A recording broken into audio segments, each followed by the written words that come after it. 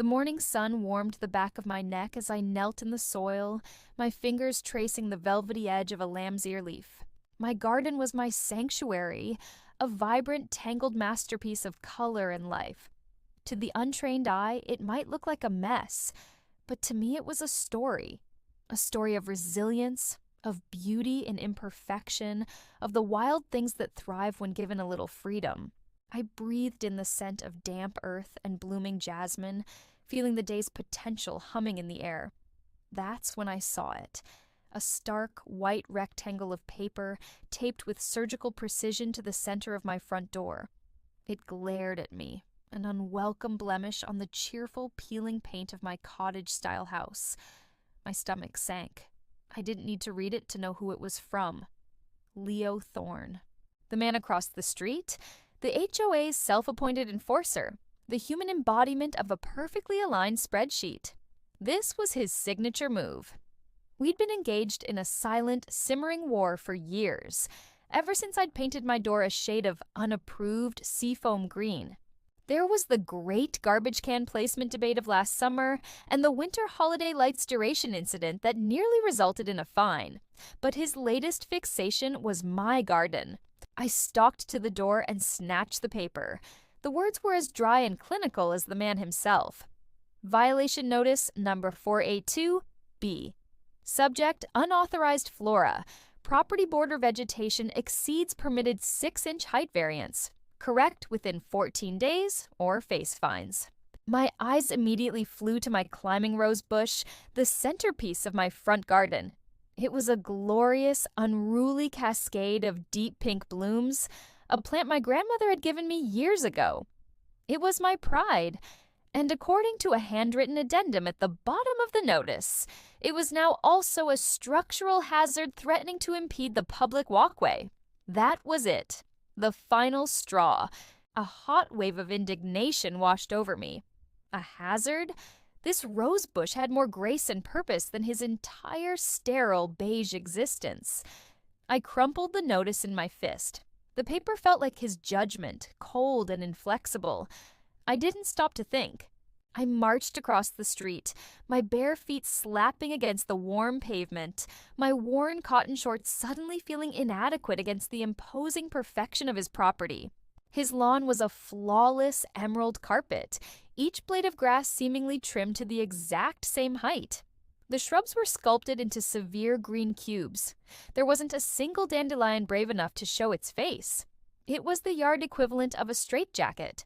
I rang the doorbell, my heart hammering a furious rhythm against my ribs. The door swung open, and there he was. Leo Thorne, looking as though he'd been personally assembled by the same god who designed his shrubbery. Crisp, dark-washed jeans, a plain gray t-shirt that fit him a little too well, and not a hair out of place. "Olivia," he said, his voice a calm, deep baritone that only fueled my fire.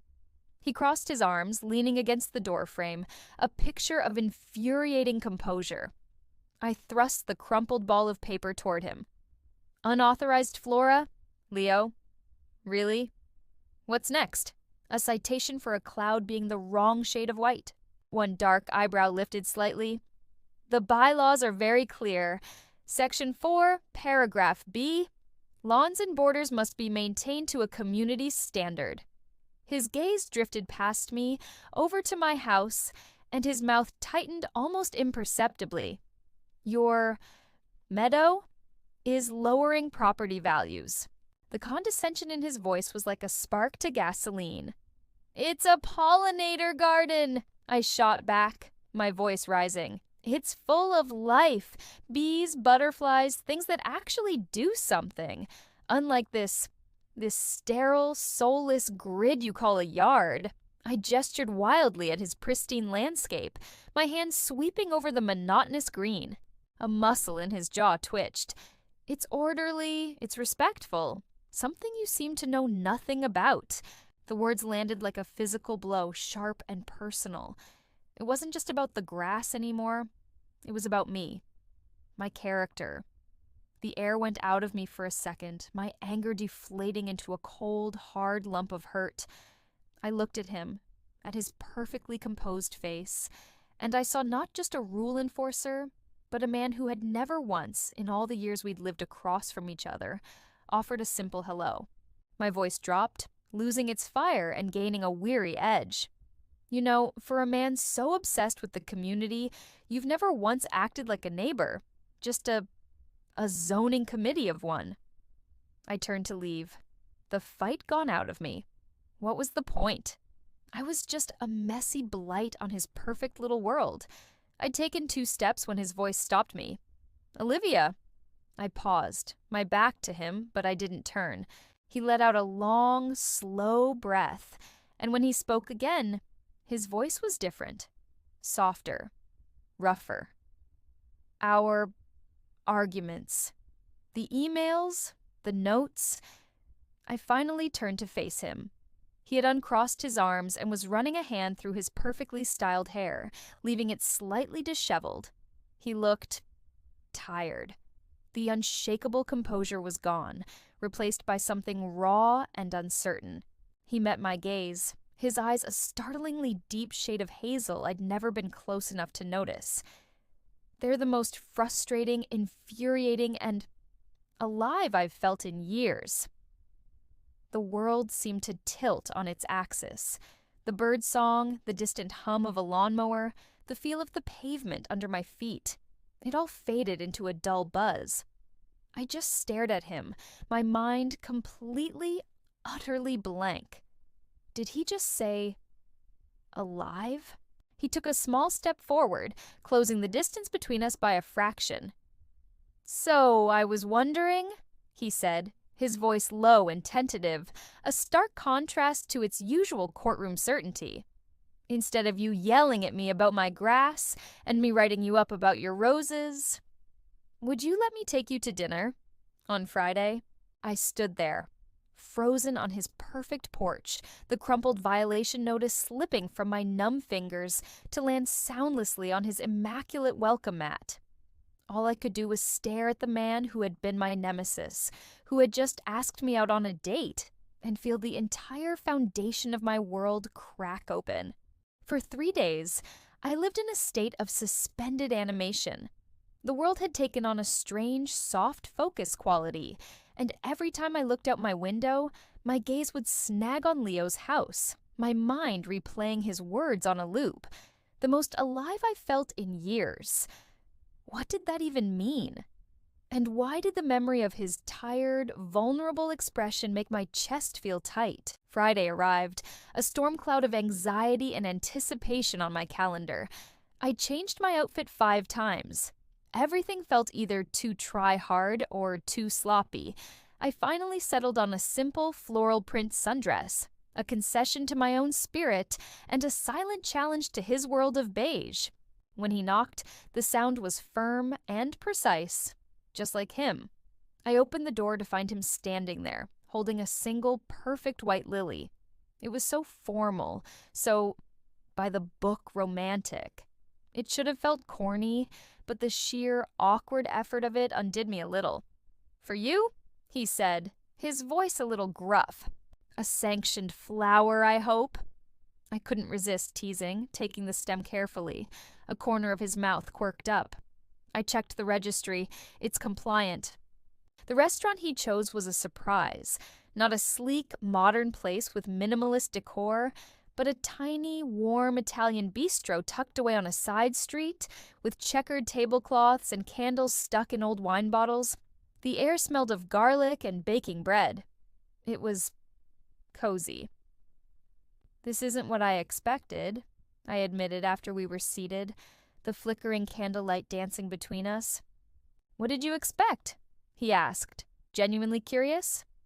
"I don't know. Somewhere with a dress code and food arranged into geometric shapes?"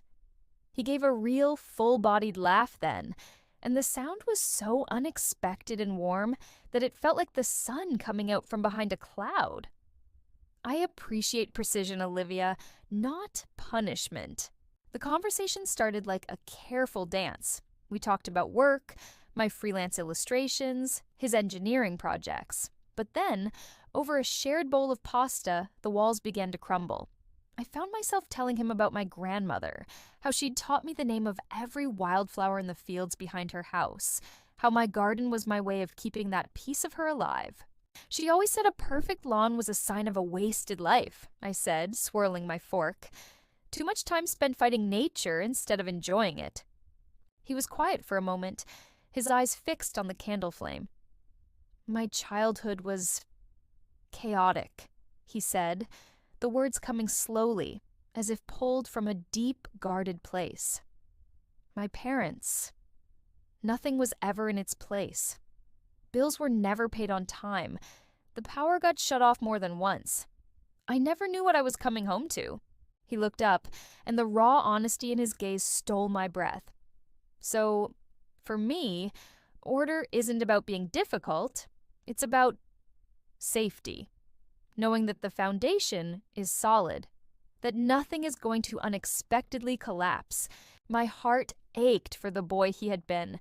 Suddenly, his perfect lawn, his immaculate house, his rigid bylaws, they weren't weapons. They were a fortress, a meticulously constructed shield against the chaos of his past.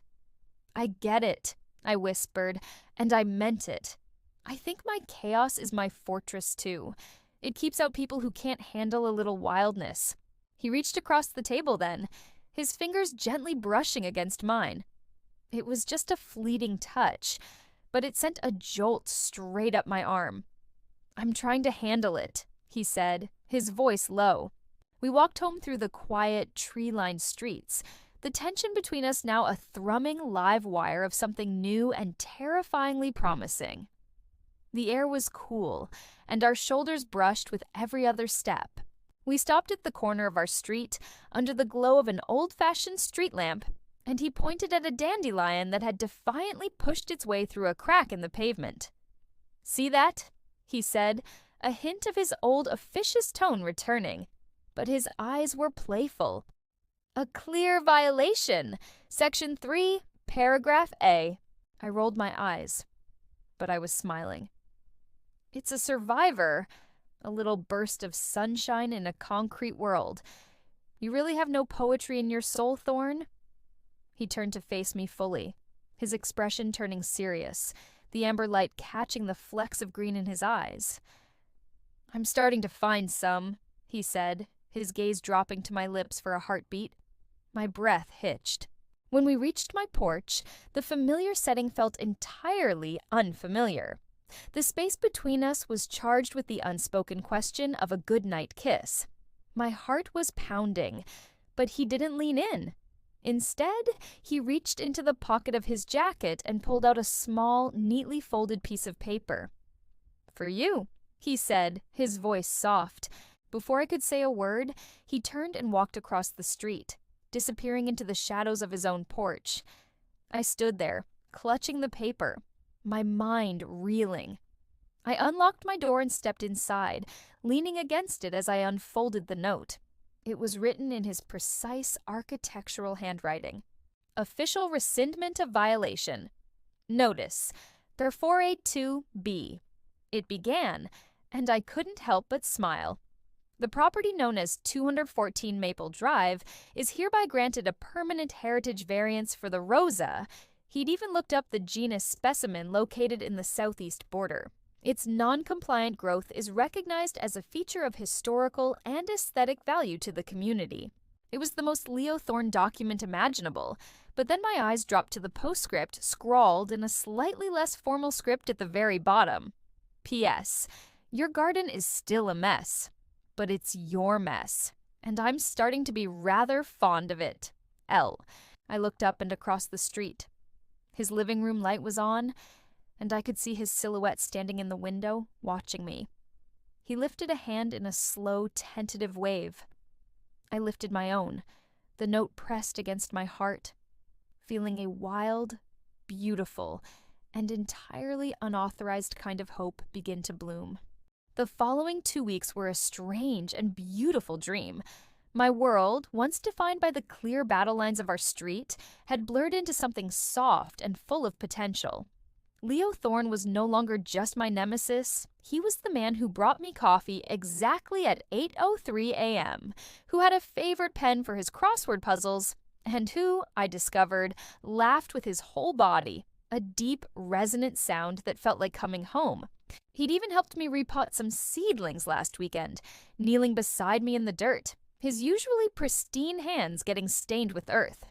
He'd frowned at the chaotic tangle of roots, not with disapproval, but with a kind of fascinated concentration. "It's not very efficient, is it?" he'd murmured, and I'd laughed, bumping his shoulder with mine. "It's not supposed to be efficient, Leo. It's supposed to be alive." Now, sitting beside him in the stuffy community clubhouse for the annual HOA meeting, that memory felt like a secret shield. He wore a crisp button-down shirt, the same one he'd had on during our first porch confrontation, but it looked different on him now. I knew the man inside it. The meeting droned on with discussions of drainage issues and pool maintenance schedules. Leo took notes in his precise script, and I found myself sketching the back of Mr. Henderson's balding head in the margin of my agenda. Then, the old man cleared his throat, his voice taking on a sharp, decisive edge. "And now, for new business. The Uniform Landscaping Initiative." I sat up straighter. Leo's pen stilled. "This community is lacking a coherent visual identity," Henderson declared, tapping a stack of printed proposals. "We need uniformity, predictability. This initiative mandates approved plant species and outlaws unkempt, so-called wildlife gardens that attract pests and they look messy." A few people murmured in agreement. My palms began to sweat. "In fact," Henderson continued, his eyes scanning the room and landing squarely on me, "the property at 214 Maple Drive is a prime example of the exact aesthetic we are seeking to eliminate." The air left my lungs. I felt every pair of eyes in the room turn to me. I was that house, the messy one, the problem. The warmth I'd felt all week drained away, replaced by a cold wave of humiliation. I wanted to shrink into the plastic chair, to disappear. My garden, my grandmother's legacy, my sanctuary. It was being held up as a community eyesore. I chanced a glance at Leo. His jaw was tight, his knuckles white where he gripped his pen. This was his world, his domain of rules and order. He had spent years building his life around this very concept of compliance. I braced myself for the logical, respectful agreement I was sure would come. He stood up. The squeak of his chair legs against the linoleum floor was shockingly loud. Every head swiveled to him. "Mr. Henderson," he began, his voice calm but carrying a new, unshakable weight. "With all due respect, I must oppose this initiative." A stunned silence blanketed the room. Henderson blinked. "Leo, this is coming from you? You've written half the violation notices in this neighborhood." "I did," Leo acknowledged, his gaze flickering to me for a brief, grounding second before returning to the board. "Because I believed that structure was the same as community. I was wrong." He paused, letting the words hang in the stunned silence. Community isn't about uniformity. It's about diversity. It's about character. My heart was hammering so hard, I was sure everyone could hear it. "Olivia's garden," he said, and this time he looked right at me, his voice softening, filling with a warmth I felt in my very bones. "It's full of bees and butterflies. My yard isn't. It's a green desert. Her garden has a story, a soul. Mine has a manual." He reached into his briefcase and pulled out a new, neatly bound proposal. "I've taken the liberty of drafting an alternative. I propose we create a wildlife and heritage garden designation. Let's encourage life, not just compliance. Let's celebrate the stories, not erase them." He was defending my wild, tangled mess with the same meticulous precision he'd once used to condemn it. He was using his own language, the language of rules and proposals, to protect my world of chaos. I felt a tear escape and trail down my cheek, but I didn't bother to wipe it away. The vote was called. Hands were raised. When it passed by a narrow margin, a quiet, triumphant cheer went up from a few younger couples in the back. The meeting adjourned in a buzz of conversation, and Leo was immediately surrounded by people asking questions. I hung back, my emotions a swirling vortex, until he finally broke free and walked straight to me. His eyes were bright, a little nervous. "You used your powers for good," I whispered, my voice thick. He reached for my hand, his fingers lacing through mine right there in front of everyone. "I had a good teacher," he said, his thumb stroking my knuckles. The rules I was clinging to, they were just walls I'd built a long time ago. You're a garden.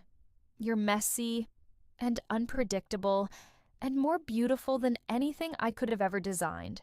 We walked home, hand in hand, our footsteps echoing in the quiet night.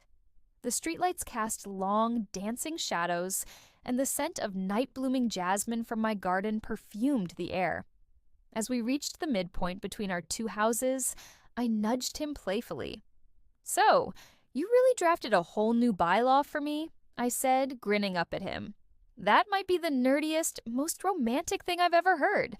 He stopped, turning me to face him under the soft glow of the lamppost. A small, shy smile touched his lips. "It was a logical solution to a flawed system," he said, the engineer in him still shining through. "But my initial motivation was entirely selfish." "Oh?" I asked, intrigued. "That new bylaw I just passed?" he said, his voice dropping into that low, intimate register that made my knees feel weak. "It has a clause.